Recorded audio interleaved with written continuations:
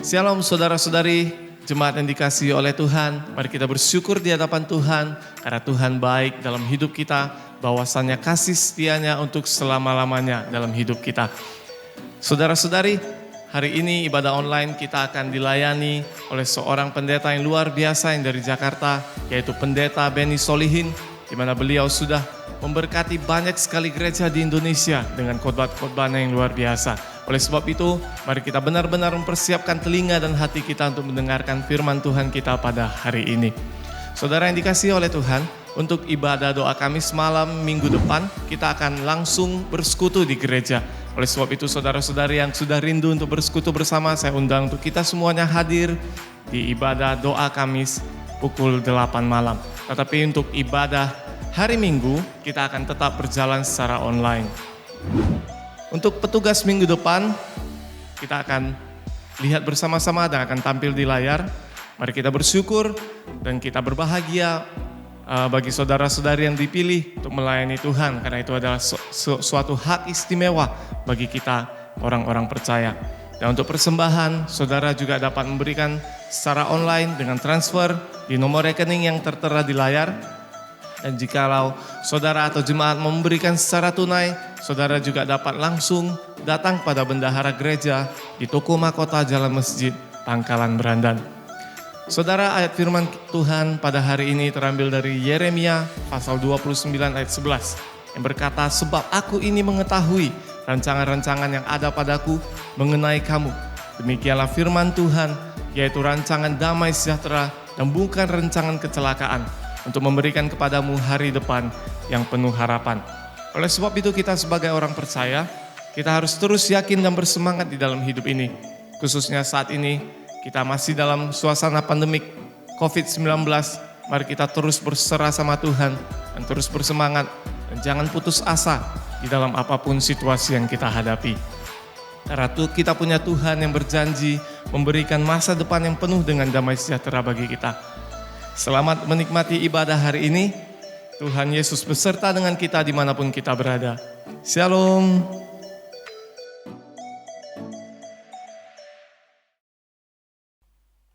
Salam, Bapak Ibu saudara-saudari yang dikasih oleh Tuhan, selamat pagi semuanya. Salam sejahtera buat kita semuanya pada pagi hari ini. Kita boleh beribadah bersama Tuhan dan juga yang melakukannya melalui live streaming di rumah. Biarlah Tuhan yang senantiasa memberkati kita. Kita mau terus bersyukur kepada Tuhan kita, karena Dia adalah Tuhan yang setia. Kita akan senantiasa selalu bersyukur kepada Tuhan kita.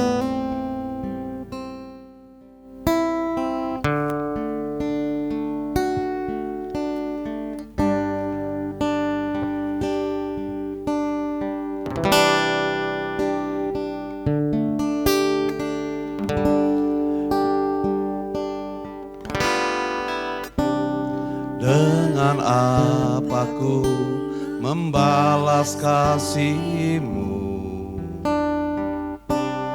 yang ku terima dari-Mu?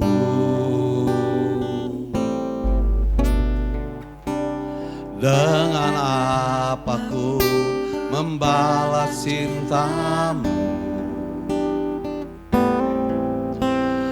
Oh Yesusku,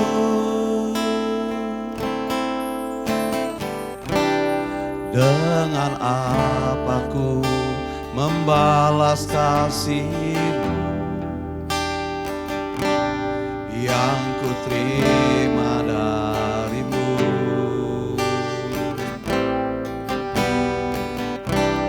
Dengan apa ku membalas cinta-Mu? Oh Yesusku,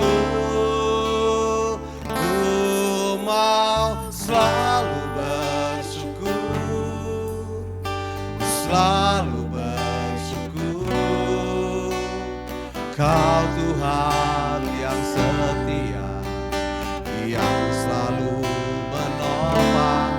Ku mau selalu bersyukur, selalu bersyukur, Kau Bapa-Ku yang setia.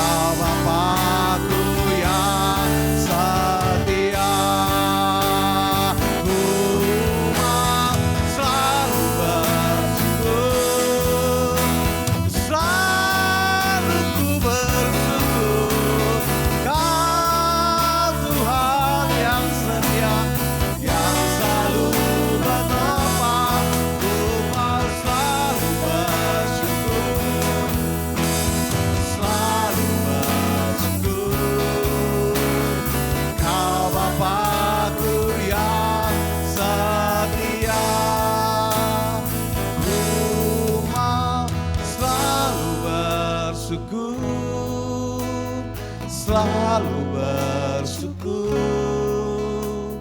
Kau Tuhan yang setia, yang selalu menopang. Ku mau selalu bersyukur, selalu bersyukur. Kau Bapa-Ku yang setia, Kau Bapa-Ku yang setia, Kau Bapa-Ku yang setia. Terima kasih Tuhan. Kami mau terus senantiasa setia kepada Engkau. Kami mau terus bersyukur kepadamu ya Tuhan. Karena kami percaya ya Bapa, baik itu daripada daripada setiap masalah yang kami hadapi pada masa sekarang ini, pandemi yang telah melanda kami di negeri kami ini Tuhan. Kami mohon Tuhan Engkau ada bersama kami, berserta dengan kami Tuhan. Kami percaya, kami mengandalkan Engkau Tuhan. Kami masih diberikan nafas kehidupan. Kami senantiasa harus bersyukur padamu Tuhan, atas rahmat-Mu, atas penyertaan-Mu Tuhan. Kami masih bisa beribadah baik itu di tempat ini, di gereja ini, maupun di rumah kami ya Bapa. Karena kami percaya Bapa, Engkau ada bersama kami. Engkau tidak pernah sedikit pun ya Tuhan meninggalkan kami. Engkau akan senantiasa meredakan, melenyapkan setiap segala penyakit, sakit penyakit, baik itu yang melanda kami wabah pandemi ini Tuhan. Bila Tuhan Engkau bekerja, Engkau yang senantiasa akan menolong kami. Pertolongan-Mu lah ya Bapa yang kami harapkan. Karena kami percaya Engkau beserta kami Tuhan. Terima kasih Bapa, terima kasih. Kami mau terus bersyukur kepadamu Tuhan. Terima kasih Bapa. Ku mau selalu bersyukur Tuhan. Ku mau selalu bersyukur, selalu bersyukur. Kau Tuhan yang setia, yang selalu menopang. Ku mau selalu bersyukur, selalu bersyukur. Kau Bapa-Ku yang setia. Ku mau selalu bersyukur, selalu bersyukur. Kau Tuhan yang setia, yang selalu menopang. Ku mau selalu bersyukur, selalu bersyukur. Kau Bapa-Ku yang setia, Kau Bapa-Ku yang setia. Kau Bapa-Ku yang setia. Kau Bapa-Ku yang setia. Terima kasih Tuhan, karena Kau setia pada kami. Terima kasih Bapa. Terima kasih Roh Kudus. Amin. Mari kita sama-sama membaca pengakuan iman rasuli dalam bahasa Indonesia. Aku percaya kepada Allah, Bapa yang Maha Kuasa, Khalik langit dan bumi, dan kepada Yesus Kristus, Anak yang tunggal Tuhan kita, yang dikandung daripada Roh Kudus, lahir dari anak Maria, yang menderita sengsara di bawah pemerintahan Pontius Pilatus, disalibkan mati dan dikuburkan. Pada hari yang ketiga, bangkit pula dari antara orang mati, naik ke surga, duduk di sebelah kanan Allah, Bapa yang Maha Kuasa. Dan dari sana Ia akan datang untuk menghakimi orang hidup dan yang mati. Aku percaya pada Roh Kudus, gereja kudus dan am, persekutuan orang kudus, pengampunan dosa, kebangkitan orang mati, dan hidup yang kekal. Amin. Responsoria, betapa banyak perbuatanmu ya Tuhan, sekaliannya Kau jadikan dengan kebijaksanaan, bumi penuh dengan ciptaanmu. Lihatlah laut itu, besar dan luas wilayahnya. Di situ bergerak, tidak terbilang banyaknya, binatang-binatang yang kecil dan besar. Di situ kapal-kapal berlayar dan lewitan yang telah Kau bentuk untuk bermain dengannya. Semuanya menantikan Engkau, supaya diberikan makanan pada waktunya. Apabila Engkau memberikannya, mereka memungutnya. Apabila Engkau membuka tanganmu, mereka kenyang oleh kebaikan. Apabila Engkau menyembuhkan wajahmu, mereka terkejut. Apabila Engkau mengambil roh mereka, mereka nanti binasa dan kembali menjadi debu. Apabila Engkau mengirim rohmu, mereka tercipta dan Engkau membaharui muka bumi. Biarlah kemuliaan Tuhan tetap untuk selama-lamanya. Biarlah Tuhan bersukacita karena perbuatan-perbuatannya. Dia yang memandang bumi sehingga bergentar dan yang menyentuh gunung-gunung sehingga berasap. Aku hendak menyanyi bagi Tuhan selama aku hidup. Aku hendak bermazmur bagi Allahku selagi aku ada. Biarlah renunganku manis kedengaran kepadanya. Aku hendak bersukacita karena Tuhan. Sama-sama. Biarlah habis orang-orang berdosa dari bumi. Dan biarlah orang-orang fasik tidak ada lagi. Pujilah Tuhan, hai jiwaku. Haleluya.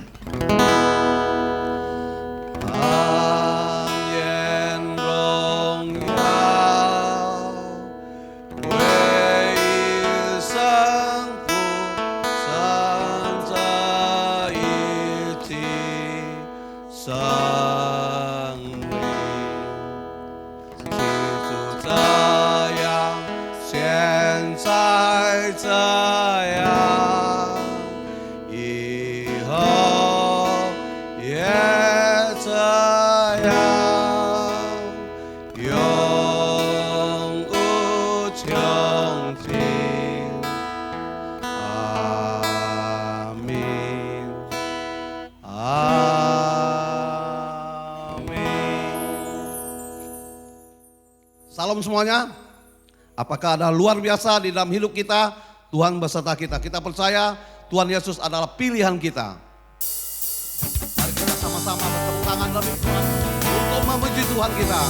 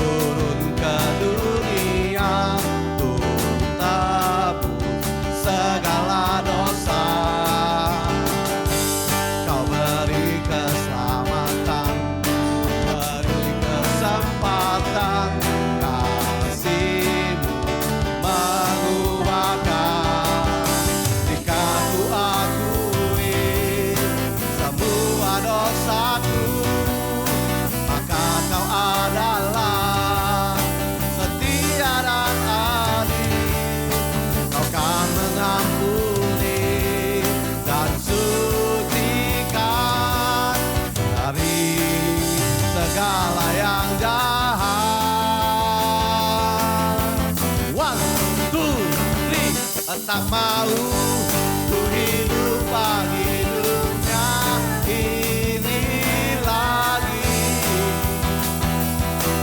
Tak ingin kompromi, tak ingin lakukan hal yang dapat lukakan hatimu. Tak mau ku hidup di luar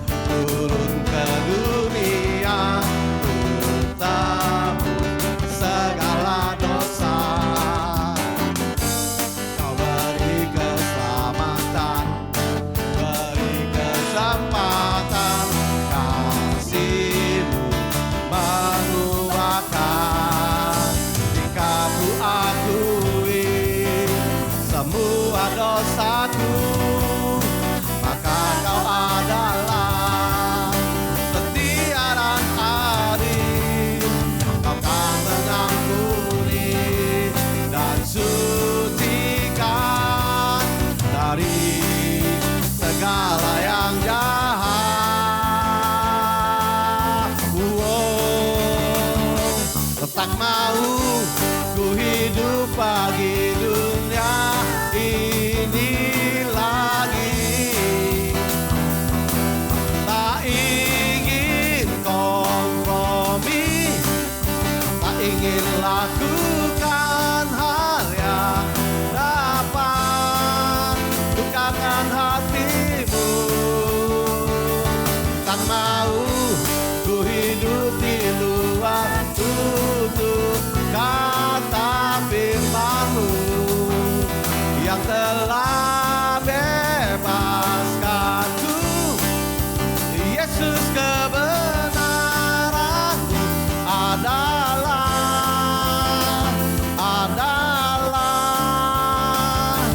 tak mau ku hidup bagi dunia ini lagi. Tak ingin kompromi, tak ingin lakukan hal yang dapat dukakan hatimu. Tak mau ku hidup di luar tutup kata firman-Mu yang telah bebaskanku. Yesus, kebenaran-Mu adalah pilihanku.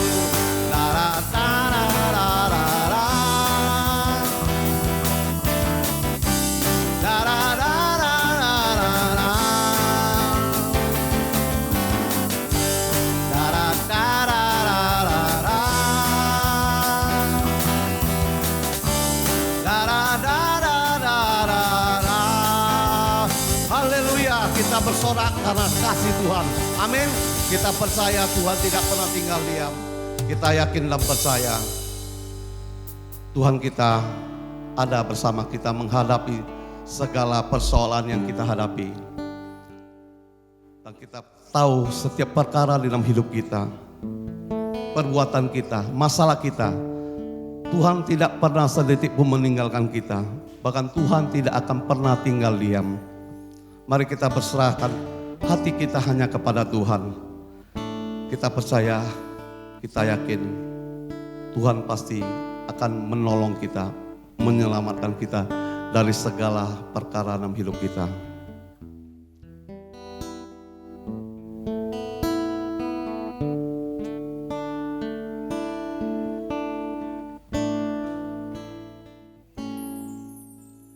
Meskipun tak terlihat oleh mataku, Kau bekerja tepat waktumu.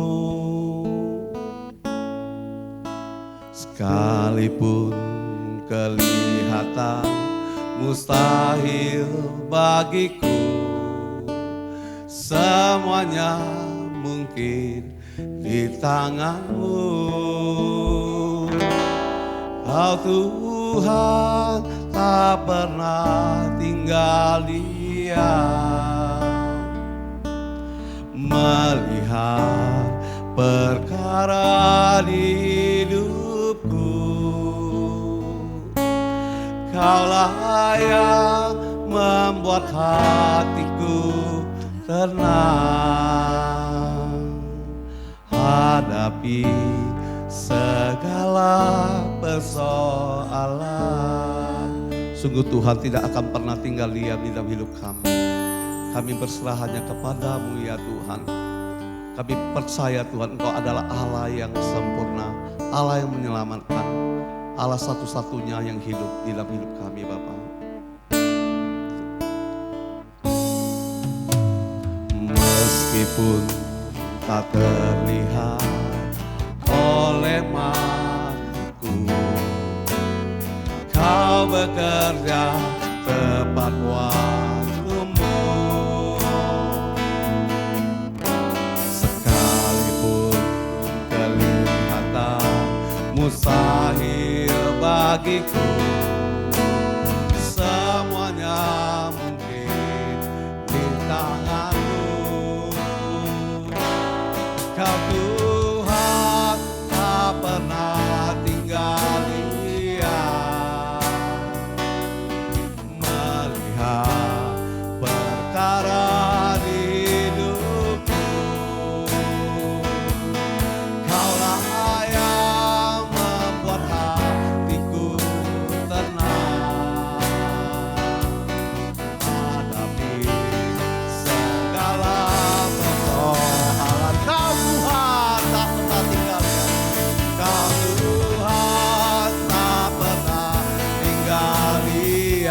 pernah sedetik pun Engkau meninggalkan kami ya Tuhan.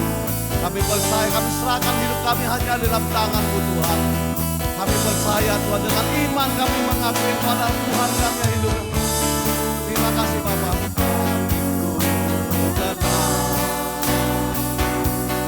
Hadapi segala persoalan.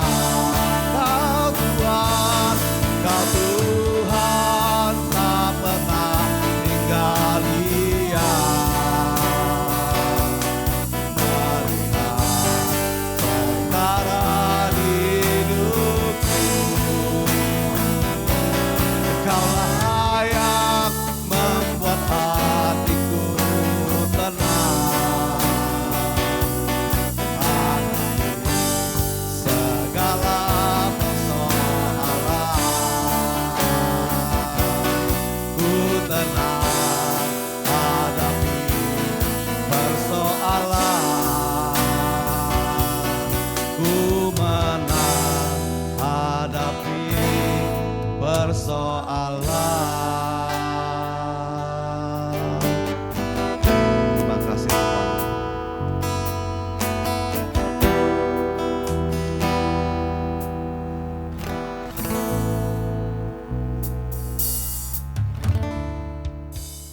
Selamat bertemu lagi saudara. Kita berada dalam satu kebaktian. Kita tahu Tuhan hadir di tengah-tengah kita dan akan berfirman, memberikan kekuatan kepada kita. Mari saudara, saya ingin membacakan sebuah ayat yang terambil dari Mazmur 22 ayatnya yang pertama. Mazmur 22 ayatnya yang pertama. Inilah Mazmur dari Daud. Dia berkata demikian. Allahku, Allahku, mengapa engkau meninggalkan aku? Aku berseru tetapi engkau tetap jauh dan tidak menolong aku. Saudara, pasti saudara sebagian dari kita mengenal seorang penulis dari Inggris yang bernama C.S. Lewis. Saudara, dia sastrawan Kristen yang betul-betul mendunia. Di dalam salah satu tulisannya, hasil karyanya yang berjudul The Chronicles of Narnia, itu menjadi satu karya yang gemilang saudara, yang disaksikan oleh orang-orang hampir di seluruh dunia ini. Tapi yang menarik adalah saudara, dia pernah mengajukan satu pertanyaan kepada Tuhan saudara. Pertanyaan yang sebetulnya sangat relevan bagi kita semua, apalagi dalam situasi yang kita hadapi belakangan ini. Apa yang dia tanya kepada Tuhan saudara? Dia berkata begini, Tuhan, mengapa engkau lebih mudah ditemui saat hidup ini berjalan lancar? Tetapi begitu sulit aku ketemui ketika hidup ini, saudara, aku membutuhkan pertolonganmu. Kenapa Tuhan? Saudara yang dikasihi Tuhan, saya yakin ada banyak orang yang mengiyakan perkataan daripada C.S. Lewis ini. Ada kebenaran di dalamnya. Tuhan lebih mudah diketemui, saudara, saat hidup kita berjalan lancar. Tapi betapa sulitnya untuk menemui beliau ketika kita membutuhkannya. Dia menghilang entah kemana. Apalagi di dalam situasi COVID seperti ini saudara. Ada banyak anak Tuhan yang mengalami banyak persoalan. Baik persoalan kehidupan, baik persoalan penghasilan, kesehatan, macam-macam yang menekan jiwa banyak anak-anak Tuhan. Mereka menjerit, mereka berdoa, mereka meratap kepada Tuhan. Tetapi tidak ada respon daripada Tuhan. Tidak ada jawaban doa yang nyata yang mereka alami. Lalu di manakah Tuhan itu sebenarnya, saudara? Saudara-saudara, mungkin saja pertanyaan itu menjadi pertanyaan saudara saat belakangan ini. Karena memang itulah yang dihadapi oleh kebanyakan orang pada umumnya. Saudara, saya kenal seorang anak Tuhan. Ia dan istrinya merupakan pelayan-pelayan Tuhan yang mendedikasikan hidupnya sepenuhnya bagi kemuliaan Tuhan. Saudara, walaupun sepasang suami istri ini hanya karyawan biasa dan gajinya juga pas-pasan saudara, tetapi mereka sungguh-sungguh hidup dengan pengucapan syukur dan melayani Tuhan sebagai WL di gereja mereka. Saudara, satu kali ada kabar berita bahwa perusahaan di mana sang suami bekerja saudara akan mengadakan pemberhentian sementara beberapa pegawai karena kasus COVID-19. Oh saudara, sang suami berdoa kepada Tuhan agar ia dihindari dari pemutusan pekerjaan ini. Tetapi apa kenyataannya saudara? Ketika pengumuman itu keluar, namanya tercantum di daftar orang yang harus dirumahkan. Saudara, terpukullah dia. Namun jauh lebih terpukul saudara, ketika dia pulang ternyata istrinya juga mendapat perlakuan yang sama di perusahaannya. Saudara-saudara, betapa menakutkannya jalan hidup mereka di depan. Sudah terbayang saudara, bulan depan mereka harus membayar kontrak rumah. Ada 13 kali cicilan motor yang harus mereka bayar. Masih 13 kali. Belum cicilan TV, belum biaya hidup, belum dukungan buat orang tua mereka. Oh saudara-saudara yang dikasihi Tuhan, terbayanglah kesulitan-kesulitan yang akan mereka alami. Belum genap 3 bulan saudara, kesulitan itu benar-benar menjadi-jadi. 3 bulan tanpa penghasilan sungguh merupakan badai yang begitu berat di dalam kehidupan mereka. Mereka menangis kepada Tuhan, mereka meratap, mereka berdoa, mereka berseru, Tuhan tolong kami. Tapi Tuhan tidak menjawab saudara. Tuhan tidak berespon, Tuhan tidak membuat jalan keluar. Mereka mengeluh seolah-olah mereka ingin berteriak, di mana engkau Allahku? Di mana engkau? Tolong kami. Saudara-saudara yang dikasihi Tuhan, apakah pertanyaan itu juga relevan bagi saudara? Saat belakangan ini jiwa saudara terhimpit oleh berbagai persoalan. Engkau meratap, engkau menjerit, engkau berdoa, engkau berseru kepada Tuhan agar Tuhan menolongmu. Tapi kebanyakan kita mendapatkan respon yang diam dari Tuhan. Tak ada tanggapan dari Tuhan. Barangkali engkau merasa diabaikan Tuhan, dianggap sepi. Satu pertanyaan besar yang ada dalam dirimu dan diriku barangkali adalah, di mana engkau Tuhan saat kami membutuhkan pertolonganmu? Di mana engkau? Saudara yang dikasihi Tuhan, kalau kita melihat Alkitab, ternyata para nabi pun mengalami perasaan yang sama di tengah-tengah pergumulan yang hebat. Saudara, saya ingin mengisahkan beberapa. Yang pertama, Daud. Saudara, sejak Daud hendak dibunuh oleh Saul, raja Israel yang pertama, karena iri hatinya, dimanapun dia ada, dia diburu oleh tentara kerajaan Israel. Daud terpaksa melarikan diri saudara, dari gurun ke gurun, bersembunyi dari gua ke gua, penuh ketakutan dan kecemasan saudara. Saudara, di dalam kefrustasian Daud, letih, lesu jiwa dan fisiknya, dia berseru kepada Tuhan, Allahku, Allahku, mengapa engkau meninggalkan aku? Itu tertera dari Mazmur yang kita baca tadi, Mazmur 22 ayat yang pertama. Kisah lain saudara, saya ingin pergi pada orang yang bernama Ayub. Seorang yang kaya raya, pedagang yang sukses, yang Alkitab katakan Ayub adalah orang yang saleh, jujur, takut akan Tuhan, menjauhi kejahatan. Tapi saudara tahu, satu kali musibah datang menimpa di dalam hidupnya berturut-turut saudara. Ternak-ternaknya dirampok orang, ladang-ladangnya dijarah orang. Kemudian putra-putrinya yang sedang berpesta dalam satu rumah mati binasa seketika bersama-sama ketika bencana alam terjadi. Lalu setelah dia pilotnya saudara, badannya penuh dengan borok dari ujung rambut sampai ujung kaki saudara. Hidupnya seperti gembel sampai istrinya menghina dia dan akhirnya meninggalkan dia. Saudara, di tengah kefrustasian Ayub mencari Allah, Ayub memohon kepada Allah, Ayub menjerit kepada Allah. Namun di mana Allah? Saudara, dengarkanlah keluhan Ayub yang berkata, sesungguhnya kalau aku berjalan ke timur, ia tidak kudapati di sana. Atau ke barat, tidak kudapati dia. Di utara ku cari dia, dia tidak tampak. Aku berpaling ke selatan, aku tidak melihat dia. Oh saudara-saudara, betapa sedihnya Satu, ungkapkan perasaan Ayub yang kehilangan Allah justru pada saat-saat dia membutuhkan Tuhan. Saudara-saudara, sebenarnya Allah itu di mana saat kita menghadapi persoalan hidup yang begitu berat? Apakah Allah masih peduli kepada kita yang disebut anak-anaknya? Mengapa pertolongannya tidak datang segera mungkin? Apakah dia puas melihat kita menderita, penuh kesakitan, keterancaman, kegelisahan? Sebenarnya Allah itu di mana? Saudara-saudara, mari kita menelusuri Alkitab lagi untuk melihat Allah itu ada di mana pada saat umatnya mengalami persoalan berat, menjerit dan berseru untuk memohon pertolongannya. Mari kita lihat Daud, saudara. Memang sepanjang hidup Daud, saudara, hampir diwarnai oleh banyak kesulitan-kesulitan hidup. Tapi saat Daud mengalami bahaya, apakah Allah diam? Apakah Allah meninggalkan Daud? Tidak sama sekali, saudara. Allah beserta dengan Daud. Pada waktu Daud menghadapi Goliat yang tinggi besar, Allah menyertainya.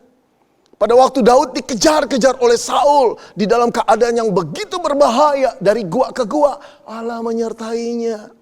Pada saat Daud, saudara, dikudeta, dikejar dan dibunuh oleh anaknya Absalom, Allah menyertainya. Tidak pernah dalam kehidupan Daud Allah absen menyertai Daud. Saudara, ingatkah saudara ketika bangsa Israel mau diancam untuk dipunahkan atau digenosid oleh seseorang yang membenci bangsa Israel? Dia mempengaruhi Raja Ahasveros. Siapa yang turun membela? Esther namanya. Permaisuri raja, dia keturunan Yahudi. Allah tidak nampak, bahkan di dalam kitabnya pun tidak disebut nama Allah. Tetapi bukan berarti Allah tidak hadir. Dia menggerakkan Esther untuk menjadi kepanjangan tangan menyelamatkan bangsa Israel dari kepunahan. Saudara, itu berarti bahwa Allah tidak pernah tinggal diam terhadap nasib umatnya. Walaupun dia tidak kelihatan, saudara, tapi dia menyertai umatnya. Saudara, penyertaan Allah dalam wujud yang tertinggi adalah turunnya Yesus Kristus menjadi manusia. Dia lahir sebagai manusia. Dia dibesarkan di tengah-tengah manusia. Dia bergaul dengan manusia. Di dalam dia bergaul dan berkomunikasi, dia melawat manusia. Saudara-saudara, dia mengasihi manusia. Tidak ada manusia yang tidak dikasihi. Dia menerima keberadaan manusia dengan segala kekurangan-kekurangannya. Dia mencintai, dia juga mengajar manusia akan kebenaran. Bagaimana mereka harus hidup yang benar di hadapan Tuhan. Dan kasihnya yang terbesar, saudara-saudara, ditunjukkan ketika dia naik ke kayu salib mengorbankan jiwanya. Untuk apa, saudara? Dia mengorbankan jiwanya agar kita yang berdosa tidak dihukum Allah. Penyaliban Yesus di kayu salib merupakan penanggungan, substitusi, pergantian jiwa kita yang seharusnya mati dihukum oleh Tuhan karena dosa-dosa kita. Namun Kristus membayarnya. Saudara-saudara, saat dia ada di kayu salib, saat itu murid-muridnya meninggalkan dia. Saat itu pengikut-pengikutnya malah berbalik mencaci maki dia. Saat itu, saudara, justru Allah meninggalkan dia. Sehingga menjeritlah anak Allah itu, Allahku, Allahku, mengapa engkau meninggalkan aku? Saudara, dialah satu pribadi, satu-satunya pribadi yang sebetulnya tidak bisa ditinggalkan oleh Tuhan.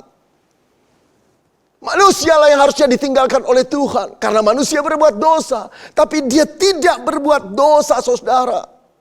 Tapi justru dia menjadi satu-satunya pribadi yang ditinggalkan Tuhan, tergantung di kayu salib secara mengerikan dan hina. Kenapa, saudara? Agar engkau dan saya tidak ditinggalkan Tuhan. Karena hukuman kita telah ditanggungnya.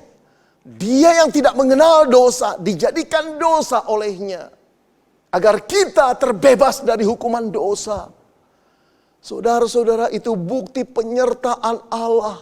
Sampai Allah Bapa rela untuk terpisah dari anaknya. agar kita terus disertai oleh Tuhan. Saudara yang dikasihi Tuhan, ketika kita mengalami kesulitan, ketika doa-doa kita tidak terjawab, ketika nampaknya Allah tidak berespon dengan ratapan dan seruan kita, itu bukan berarti Dia tidak menyertai kita. Saudara, walaupun kita tidak bisa melihat hadirat Tuhan, tapi bukan berarti Tuhan tidak hadir. Tuhan tetap hadir dalam kehidupan umatnya, saudara-saudara. Oh saudara, mari. Ketika kita punya HP kehabisan pulsa, kita on, kita lihat sudah tidak bisa connect dengan wifi internet kita. Lalu kita mulai klik icon wifi. Di sana banyak tulisan-tulisan saudara wifi orang lain. Barangkali ada yang namanya metafor. Ada juga signal wifi yang namanya separuh jiwaku. Ada lagi belahan cintaku. Macam-macam lah. Nah saudara, percayakah saudara bahwa di balik signal itu ada power. Di balik signal itu ada pribadi yang memilikinya. Nggak kelihatan. Tapi ketika pribadi itu mengizinkan saudara dan saya masuk ke wifi-nya, kita mendapat signal. HP kita hidup kembali. Ketika HP digerakkan oleh signal yang tidak nampak saudara, maka engkau dan saya bisa mencari informasi apa yang tidak kita tahu jadi tahu. Jalanan yang kita tidak tahu menjadi jelas dibimbing oleh HP kita, gadget kita. Kemudian kita juga bisa saudara untuk meminta tolong HP kita untuk memesan makanan, membayar, dan melihat rekening kita sisa berapa. Oh saudara-saudara, tidak nampak signal wifi itu secara nyata. Tapi bukan berarti dia tidak hadir. Saudara, hal yang sama ketika kita berdoa menjerit kepada Allah, kita tidak merasa hadirat Allah. Tapi bukan perasaan kita sekarang yang harus kita andalkan.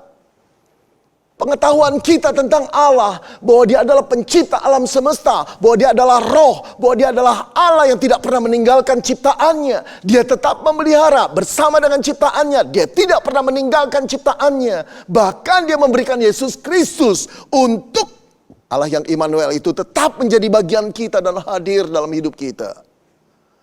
Saudara, sampai Paulus berkata tidak ada satupun yang bisa memisahkan dari kasih kita dari kasih Kristus. Tidak, penderitaan, ketelanjangan, kekurangan, apapun tidak, bahkan kematian pun tidak. Saudara-saudara, masih kurangkah engkau percaya bahwa Allah tidak pernah meninggalkan kita? Jadi di mana Tuhan pada waktu kita menghadapi penderitaan, berdoa dan berseru dan Dia tidak menjawab? Dia hadir. Dia mendengar doamu. Dia tahu kesulitanmu. Karena Dia ada pada saat engkau berdoa. Dia memandangmu, Dia menilikmu. Oke Pak, saya boleh mengakui bahwa Tuhan itu hadir dalam kehidupan saya. Barangkali ada orang yang berkata begitu. Atau pikiran saudara berjalan seperti itu. Lalu saudara lanjutkan, tapi masih ada satu pertanyaan Pak yang memburu di kepala saya. Kalau Tuhan hadir, mendengar doa dan melihat kesulitan saya, mengapa Dia tidak segera menolong Pak? Coba Bapak jawab pertanyaan itu. Kalau Tuhan hadir melihat kesulitan saya, mendengar doa saya, kenapa Dia tidak segera menolong? Kenapa Dia berlama-lama? Apakah Dia senang melihat orang stres, gelisah, penuh ketakutan, kesakitan, dan penderitaan? Saudara-saudara, apa yang menjadi pertanyaan saudara telah menjadi pertanyaan saya sekian lama. Kalau Allah hadir, kenapa Dia tidak segera menolong? Saudara-saudara, kalau kita melihat Alkitab, kita harus mengakui bahwa Allah seringkali menolong umatnya berlambat-lambat memang. Kita harus mengakui itu. Saya tunjukkan pada saudara. Ketika orang-orang Israel berada di Mesir, mereka terjajah, dipekerjakan rodi, dipaksa, bahkan anak-anak mereka pernah dibunuh. Saudara, berapa lama mereka menderita sampai Allah menolongnya? 400-an tahun. Kita bertanya, kenapa Allah selama itu setelah banyak korban jatuh, kenapa Allah tidak segera menolong? Katanya dia hadir, tapi kok tidak menolong? Saudara-saudara, mengapa Allah tidak menolong Israel di Mesir sampai 400 tahun kemudian? Jawabnya kita tidak tahu dan tidak ada seorang pun yang tahu. Mari saya perlihatkan lagi, saudara. Ketika bangsa Israel dijajah di Babel, sebagai orang-orang jajahan yang terbuang di sana, kehidupan mereka tidak nyaman, tidak senyaman kampung halaman mereka, bukan? Mereka menjerit kepada Tuhan ketika mereka terancam untuk digenosid, saudara. Sampai Allah membebaskan mereka. Berapa lama Allah membebaskan mereka? 70 tahun. Kenapa begitu lama? Kenapa tidak 7 tahun? Kenapa tidak 7 bulan? Kenapa tunggu 70 tahun? Seolah Allah itu memang berlama-lama dan menikmati kesulitan umatnya. Saudara-saudara, mengapa Allah begitu lama menolong umatnya? Jawabnya, kita tidak tahu, saudara. Dan tidak ada seorang pun yang tahu. Mari kita berangkat dan mempertanyakan kepada Tuhan. Kenapa dia begitu lama menolong Daud, menolong Ayub di dalam kesulitannya. Sampai belasan tahun mereka bergumul di dalam ketakutan dan kefrustrasian. Di dalam ancaman bahaya dan penderitaan. Kenapa Allah menolong mereka sampai belasan tahun? Saudara, harus kita katakan kita tidak tahu jawabannya. Dan tak seorang pun yang tahu. Namun saya ingin mengutip sebuah ayat, saudara, yang Yesaya katakan demikian. Sebab rancanganku bukanlah rancanganmu, dan jalanku bukanlah jalanmu. Demikianlah firman Tuhan. Seperti tingginya langit dan bumi, demikianlah tingginya jalanku dari jalanmu, dan rancanganku dari rancanganmu. Saudara, firman ini berkata Tuhan tidak bertindak secara sembarangan, asal-asalan, tanpa perencanaan. Dia juga tidak bertindak secara intuitif. Seperti seorang seniman yang hanya berkarya kalau datang inspirasi. Atau dia bukan seperti seorang gadis yang mudi, yang hanya mau melakukan sesuatu yang sesuai dengan tergantung perasaannya. Tidak sama sekali, saudara. Allah adalah Allah yang terencana. Allah adalah Allah yang berhikmat. Allah adalah Allah yang pandai. Allah adalah Allah yang maha bijak, saudara. Dia bertindak sesuai dengan keputusannya, saudara. Saya ingin menunjukkan saudara lagi. Sejak Adam dan Hawa jatuh dalam dosa, Allah sudah menjanjikan seorang juru selamat akan datang. Membebaskan manusia dari dosa. Di malam Natal yang pertama, Yesus Kristus itu datang. Berapa tahun, saudara-saudara, janji Allah akan keselamatan itu datang dalam malam Natal yang pertama. Berapa tahun? Ribuan tahun, saudara. Bingung bukan?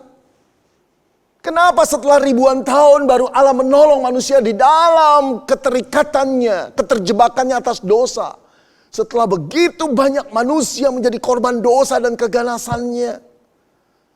Jawabnya adalah kita tidak tahu dan tak seorang pun yang tahu, saudara. Namun Galatia 4 ayat 4 berkata, tetapi setelah genap waktunya, maka Allah mengutus anaknya yang lahir dari seorang perempuan dan takluk kepada hukum Taurat. Setelah genap waktunya, waktu siapa, saudara? Waktu Tuhan. Bukan waktu kita. Di dalam waktu Tuhan tertera juga, saudara, terkandung di dalamnya, di dalam perencanaan Tuhan, bukan perencanaan kita. Di dalam jalan Tuhan, bukan jalan kita. Oh, saudara-saudara, inilah yang kita harus maklumi. Bahwa Allah bukan pribadi yang bertindak asal-asalan tanpa perencanaan. Bukan intuitif, bukan mudi, tapi segala sesuatu telah Dia hitung sesuai dengan hikmatnya. Saudara, sampai Paulus berkata, oh alangkah dalamnya kekayaan, hikmat dan pengetahuan Allah. Sungguh tak terselidiki keputusan-keputusannya, dan sungguh tak terselami jalan-jalannya. Sebab siapakah yang mengetahui pikiran Tuhan, atau siapakah yang pernah menjadi penasihatnya? Saudara, Paulus mengakui keputusan-keputusan Allah tidak terselami. Saudara, saat manusia itu bangga ketika bisa menghitung berbagai faktor dalam mengambil keputusan. Saudara, Allah bukan cuma tahu beberapa faktor atau belasan faktor. Allah mengetahui jutaan faktor yang tidak dipertimbangkan manusia dalam mengambil satu keputusan. Jutaan faktor. Bahkan yang lebih luar biasa, dia bisa menggerakkan, mendesain faktor-faktor itu untuk bekerja sesuai dengan apa yang dia putuskan. Karena apa, saudara? Karena dia Allah yang maha kuasa. Karena dia Allah yang maha bijak. Lalu dalam keberadaan Allah seperti ini, adakah Allah memerlukan penasihat? Seperti dia kekurangan hikmat. Oh saudara, kita harus malu bahwa kita tidak layak dibanding Allah. Saudara-saudari, Yesaya berkata dia adalah penasihat ajaib. Dia penasihat ajaib. Apakah memerlukan penasihat? Saudara-saudara, jadi pada waktu Allah menahan-nahan atau merasa kita merasa Allah berlambat-lambat menolong. Saudara-saudara, itu bukan karena Allah tidak punya rencana. Tapi justru karena dia merencanakan dengan matang, dia tahu kapan harus menolong kita. Atau bahkan saya katakan, kapan menolong, kapan tidak menolong. Kalau menolong, kapan waktunya. Kalau tidak menolong, bagaimana nanti akibatnya. Tuhan sudah baca semua itu sesuai dengan rencananya. Kalau begitu saudara, mari kita jawab pertanyaan. Mengapa Allah berlama-lama menolong kita? Mengapa Allah tega membiarkan kita menderita di dalam situasi-situasi yang menjepit seperti belakangan ini? Jawabnya adalah itulah kedaulatan Tuhan. Itulah kedaulatan Tuhan, saudara. Itulah hak prerogatif Tuhan. Satu hak yang dia punyai, yang tidak perlu dia konsultasikan kepada yang lain. Hanya dia yang bisa mengambil keputusan sesuai dengan dia. Kedaulatan Tuhan. Saudara, kita sudah mengenal istilah lockdown. Karena kasus pandemi ini, bukan? Nah, mari kita bertanya, saudara, siapakah di negara Indonesia ini yang berhak untuk memutuskan satu daerah, satu kota, satu provinsi itu untuk lockdown? Apakah bupati, wali kota, gubernur? Saudara, Presiden Jokowi menegaskan bahwa satu daerah lockdown atau tidak lockdown itu wewenang daripada pusat. Yang dimaksud tentu saja Presiden, saudara.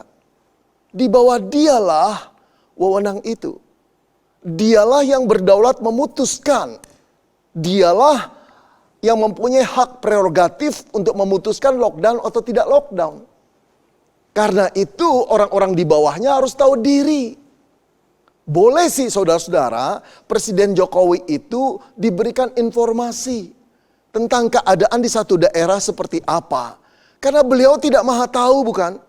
Karena beliau juga tidak tahu detailnya keadaan budaya situasi lokal setempat. Oleh karena itu perlu diberi informasi agar beliau mengambil kebijaksanaan atau keputusan yang tepat.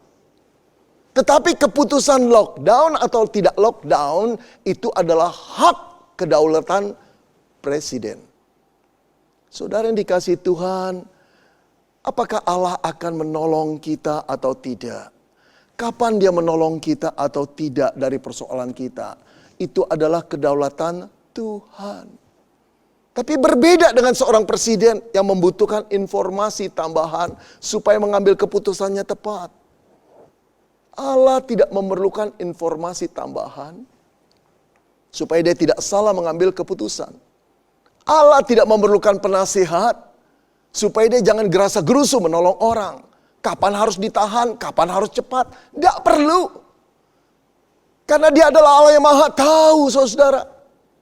Dia tahu segala hal yang tidak diketahui oleh manusia. Dia lebih tahu dari segala manusia yang terpandai. Dia punya data yang lebih lengkap daripada semua data apapun di seluruh dunia dikumpulkan.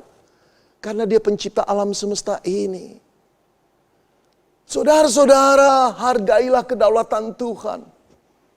Kita boleh mengeluh. Kita boleh meratap. Kita boleh berseru, kita boleh berdoa, kita boleh menangis kepada Tuhan. Dan Tuhan tahu perasaan kita. Tapi akuilah dia bahwa dia berdaulat mengambil keputusannya atas diri kita. Saudara-saudara, sebelum COVID melanda Indonesia, barangkali saudara jarang dengar khotbah tentang kedaulatan Tuhan. Saudara, yang banyak saya dengar khotbah-khotbah di YouTube selalu berkisah tentang apa, saudara? Khotbah tentang berkat, kekayaan, kemakmuran, mujizat terjadi. Tanpa sadar, saudara, khotbah-khotbah seperti itu mendorong jemaat untuk meminta, mencari, menggedor pintu Tuhan agar mereka mendapatkan apa yang mereka inginkan. Saudara-saudara, beberapa pengkhotbah berkata, untuk mendapatkan lebih daripada Tuhan, bawalah persembahan lebih banyak lagi. Dengan demikian Allah yang tidak pernah berhutang akan melunaskan, bahkan menambahkan apa yang kamu beri. Saudara-saudara yang dikasihi Tuhan, tanpa sadar pula jemaat sedang diajarkan bagaimana cara menyetir Allah, memanipulir Allah, menggerakkan Allah. Apakah betul ajaran ini? Kalau gitu, itu bukan Allah yang berdaulat.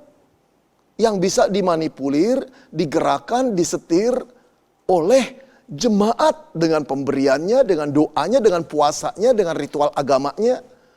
Saudara-saudara yang dikasihi Tuhan, setelah kasus COVID baru ternyata, saudara-saudara, bahwa pengajaran itu tidak benar sama sekali. Tidak ada persembahan, tidak ada pelayanan, tidak ada ibadah yang bisa memaksa Allah untuk menghilangkan COVID dalam dunia ini. Tidak ada.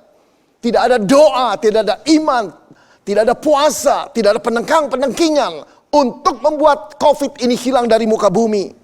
Tidak ada minyak urapan, saudara, yang bisa mengusir COVID dan menangkal COVID dari tubuh anak-anak Tuhan orang Kristen.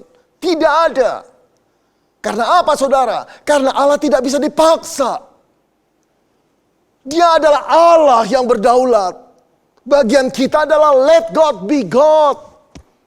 Biarkan Tuhan menjadi Tuhan.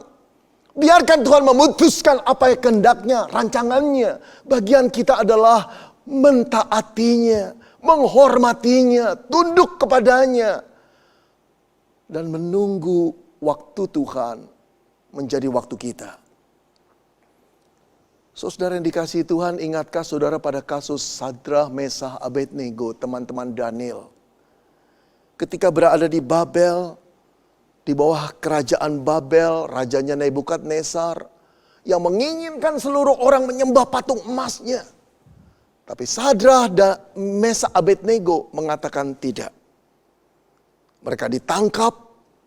Mereka ditanya sekali lagi oleh raja, maukah engkau menyembah? Kalau menyembah kami lepaskan, kalau tidak menyembah kamu akan dibakar. Saudara, mereka berkata, kami tetap tidak akan menyembah patung Tuanku. Saudara, raja marah sekali, memerintahkan pegawai-pegawainya untuk memanaskan tungku perapian 7 kali lipat lebih besar dari semula. Menakutkan sekali. Tapi bagaimana reaksi Sadrah, Mesah, Abednego? Mereka malah berkata demikian. Jika Allah kami yang kami punya sanggup melepaskan kami, maka ia akan melepaskan kami dari perapian yang menyala-nyala itu. Dan dari dalam tanganmu ya Raja. Tetapi seandainya tidak, hendaklah Tuanku mengetahui ya Raja, bahwa kami tidak akan memuja dewa Tuanku. Dan tidak akan menyembah patung emas yang Tuanku dirikan itu. Oh saudara, inilah iman yang sejati. Iman yang tetap setia dalam keadaan apapun. Walaupun bukan cuma bahaya, kematian bisa tiba. Bagi orang percaya, apalagi kita yang telah diselamatkan di dalam Yesus, saudara. Kematian itu hanya pengantar kita bertemu dengan Yesus. Kematian itu tidak bisa dihindari. Tapi beruntunglah ketika kita mengalami kematian dengan iman di dalam Yesus. Karena dia telah mengganti hukuman dosa kita, bukan? Saudara-saudara yang dikasihi Tuhan, kematian bisa datang pada siapa saja. Dan satu kali kelak kita seorang demi seorang akan mendapat kematian itu. Tapi berbeda menghadapi kematian dengan iman dan menghadapi kematian dengan ketakutan. Ketika kematian itu datang dan kita tetap beriman. Kalau memang Allah mengizinkan mati, itu berarti kehendaknya. Allah memutuskan atas dasar kedaulatannya. Let God be God. Jangan marah kepada Tuhan karena kedaulatannya. Tapi kalau kedaulatannya memutuskan kita akan selamat, diancam seperti apapun, bahaya kematian berkali-kali pun menyerang kita, tetap saja kita akan hidup, bukan? Saudara-saudara, biarlah kita beriman kepada Tuhan. Sekarang mulai belajar tentang kedaulatan Tuhan. Akuilah Dia di dalam segala situasi.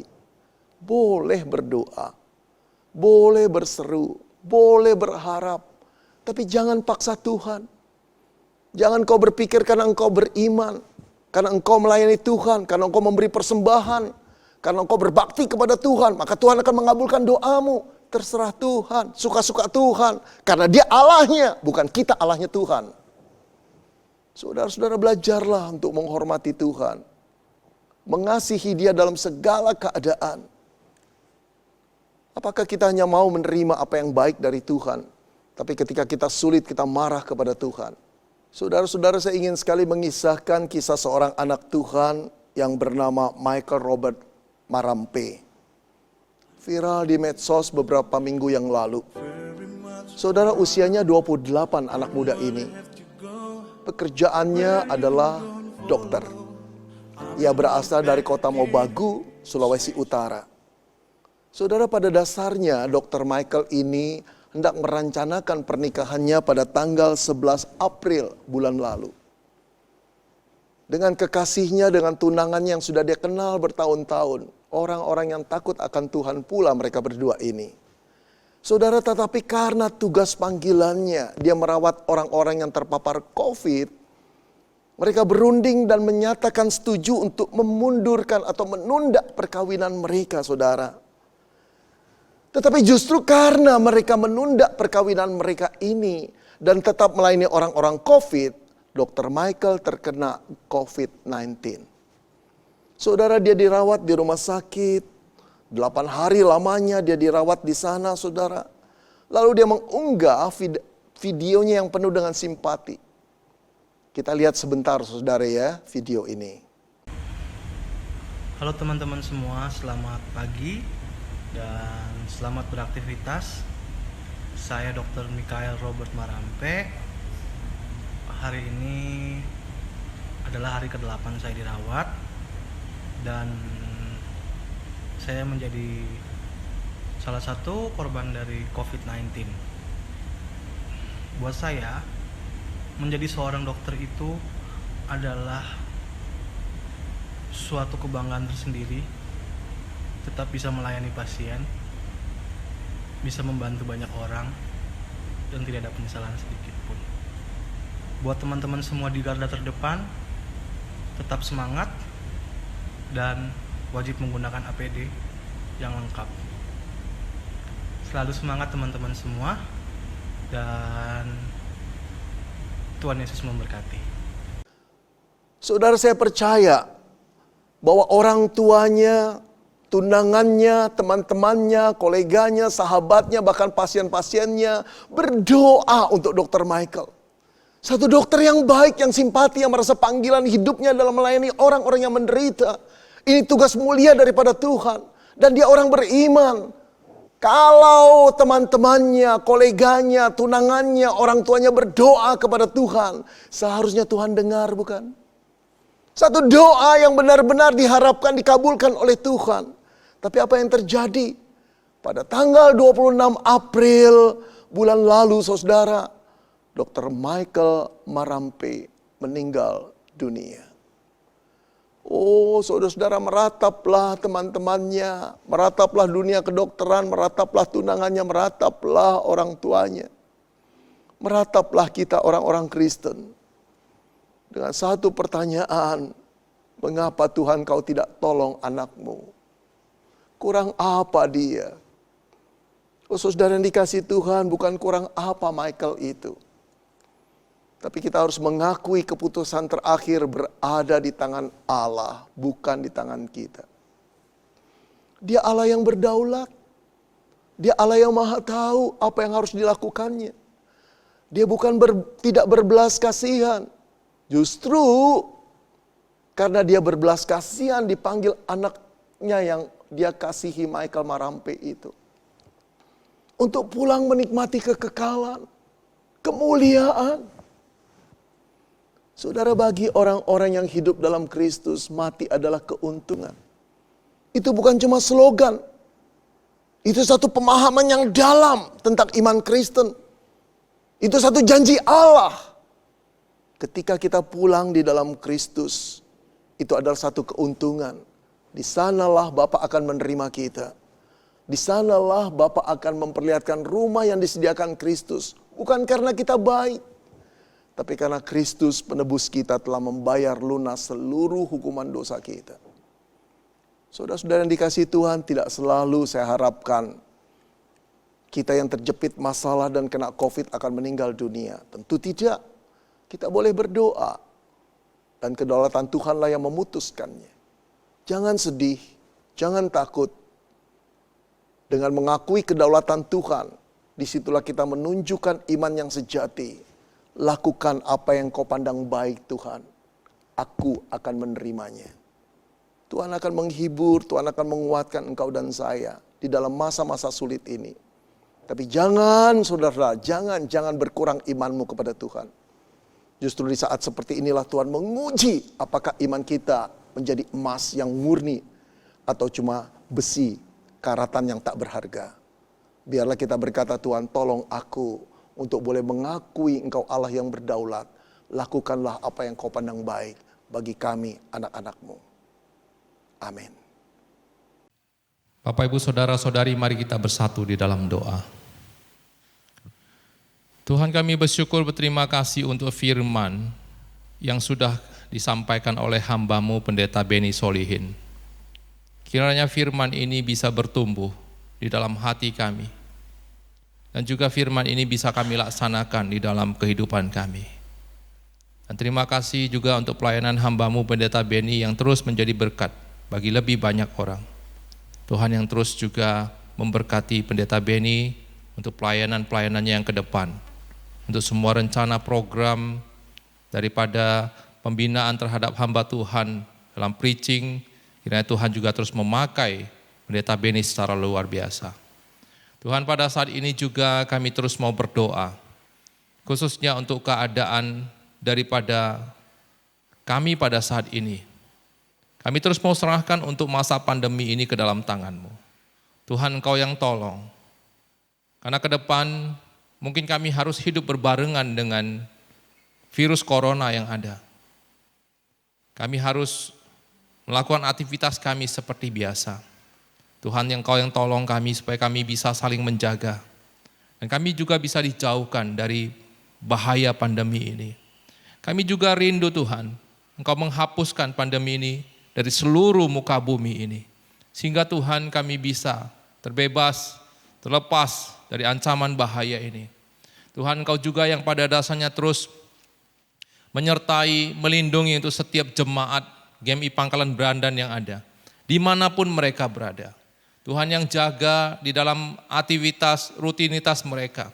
Tuhan yang lindungi mereka dalam kehidupan mereka. Berikan kesehatan kepada mereka. Dan juga Tuhan yang berkati untuk usaha-usaha mereka. Dan Kau juga yang berkati dalam kehidupan keluarga yang ada. Di dalam masa di mana kami akan memasuki new normal yang ada Tuhan. Dan juga Tuhan, kami mau berdoa untuk beberapa jemaat yang masih sakit.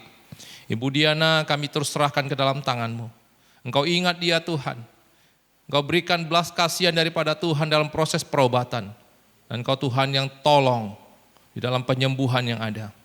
Juga untuk Ibu Julina, untuk Pak Moran, untuk Aitani kami terus mau serahkan ke dalam tangan-Mu. Tuhan yang pimpin, Tuhan yang sertai. Tuhan terima kasih. Inilah doa kami. Tuhan terus yang menyertai kami dimanapun kami berada. Di dalam nama Tuhan Yesus kami berdoa. Amin. Bapak, Ibu, Saudara-saudari, mari kita bangkit berdiri. Kita akan sama-sama mengakhiri ibadah kita. Kita akan sama-sama mengucapkan doa Bapa kami. 我们在天上的父，愿人都尊父的名为圣，愿父的国降临，愿父的旨意行在地上，如同行在天上。我们日用的饮食，今日赐给我们，赦免我们的罪，如同我们赦免得罪我们的人，不叫我们遇见试探，拯救我们脱离凶恶。因为国度、权柄、荣耀，全是父的，直到永远。阿门。普天之下，万国万民，齐声赞美父子圣灵，三位一体，同用同尊，万有之言，万福之本。Amin. Mari kita terima berkat daripada Tuhan saja. 但愿我主耶稣基督的恩惠，天父上帝的慈爱，以圣灵的感动常与我们同在，从今时直到永永远远。Kiranya kasih karunia daripada Tuhan kita Yesus Kristus, pengasihan dari Allah Bapa, persekutuan dengan Roh Kudus yang senantiasa menyertai kita sekalian, mulai saat ini, besok, sampai selama-lamanya. Amin. Amin. Amin. Amin.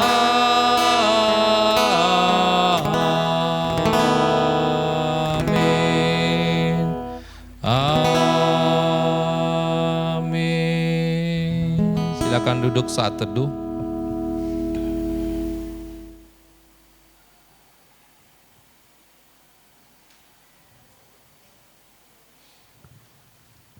Salam dan selamat hari Minggu Bapak Ibu Saudara-saudari. Pertama kami mau mengucapkan terima kasih kepada Pendeta Beni Solihin di dalam pelayanan firman yang telah diberikan kepada setiap di antara kami. Dan kiranya Tuhan yang senantiasa memberkati pelayanan Bapak, keluarga, dan juga apapun yang Bapak lakukan di depan. Terima kasih untuk pelayanan yang ada. Dan juga selamat hari Minggu kepada setiap jemaat-jemaat yang terkasih. Kiranya Tuhan yang senantiasa menyertai kita, Tuhan yang memberkati kita, dan Tuhan yang melindungi kita. Sampai jumpa lagi di doa malam hari Kamis ini, ya. Dan Bapak Ibu Saudara-saudari, hari Kamis ini kita akan mengadakan doa malam dengan pertemuan langsung, ya. Kita akan doa malam di gereja, tapi kita juga ada sediakan live-nya, ya, secara dilihat dari IG, ya, ataupun dari Instagram, begitu ya. Jadi Bapak Ibu Saudara-saudari yang sudah mempunyai kerinduan untuk berkumpul bersama, kita boleh berkumpul di gereja hari Kamis malam pukul 8. Kita akan adakan doa malam bersama. Tapi untuk ibadah minggu, ya, untuk ibadah minggu kita masih tetap akan mengadakan live streaming. Tuhan memberkati kita, sampai jumpa lagi. Shalom.